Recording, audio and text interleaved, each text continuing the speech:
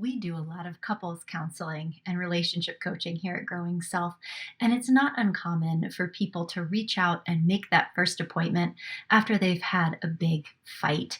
And sometimes it's an indication that there are deeper issues that couples really do need to work on in counseling or coaching with the support of a professional. And sometimes I think people just want to know how to get back together again. So, let me give you a few tips for mending your relationship if you've just had a really yucky feeling fight. And hey, who hasn't, right? It's part of being in a relationship. Just because you've had a fight doesn't necessarily indicate that there's something massively wrong with your relationship. We view it as having an opportunity for a deeper connection and a deeper level of understanding. So start with that. That's my first tip for you. Seek to understand. Give yourself a break, remove yourself from the actual argument, take some time and space to calm down.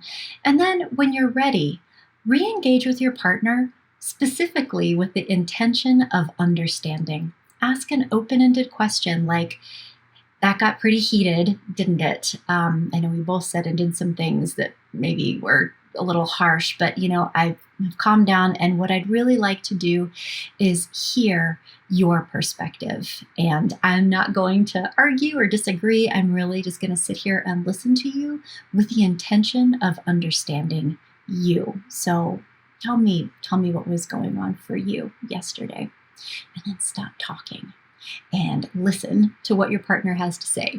You might find yourself getting triggered. You might find yourself wanting to rebuttal. You might find yourself having opinions about this, and that's not what this is about right now. Your intention is listening with the purpose of understanding them. Understanding the feelings and perspective of another is the foundation of empathy, and empathy is really the core skill to have a happy, healthy relationship. So you don't have to agree with your partner, but you do need to understand them. So that's that first step, is just listening.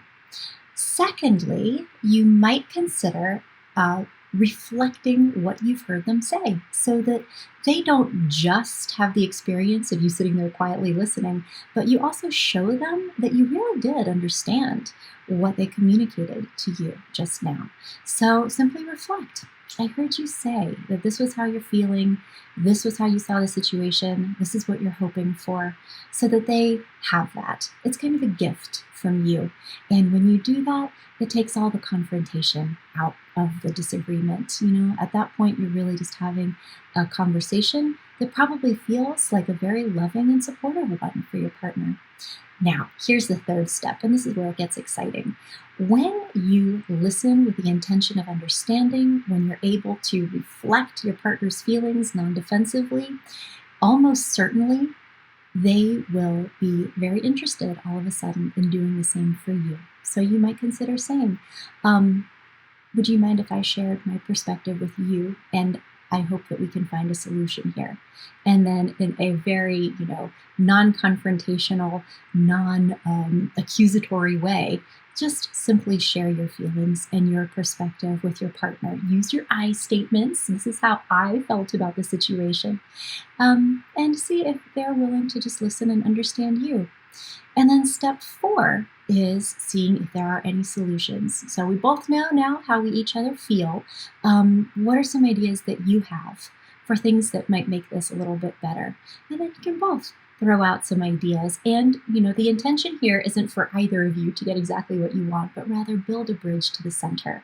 So where you're both compromising, you're both being flexible, you're both honoring each other's feelings, and in doing so, identifying the solution that will lead to positive and lasting change in your relationship.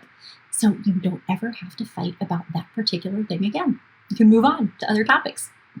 I hope that those tips help you come back from the brink that this argument might have created, and not just, heal from the argument, but find helpful solutions that help both of you move your relationship forward.